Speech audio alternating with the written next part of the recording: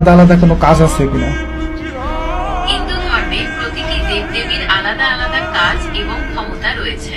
যেমন সরস্বতী দেবী জ্ঞান ও বিদ্যার দেবী, লক্ষ্মী দেবী ধন সম্পদ ও সৌভাগ্যের দেবী এবং দুর্গা দেবী শক্তি ও সুরক্ষার দেবী। তাহলে ধরো আমার যদি জ্ঞানের প্রয়োজন হয় এবং ধন সম্পদের প্রয়োজন হয়, তাহলে আমাকে দুইজন আলাদা আলাদা দেবীর কাছে বা দেবীর কাছে যেতে হবে, তাই না? মানে একজনের কাছে গেলে তো আর পাওয়া যাবে না। ধরো আমি সরস্বতীর কাছে গিয়ে চাইলাম আমাকে আপনি ধন সম্পদ দেন আর আপনি আমাকে জ্ঞান দেন, তাহলে কি সে দিতে পারবে?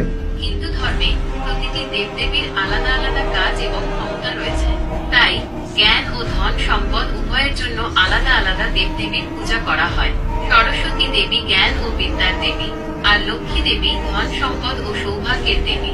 তাই আপনি যদি সরস্বতী দেবীর কাছে ধন সম্পদ চান, তবে তিনি হয়তো তা দিতে পারবেন না।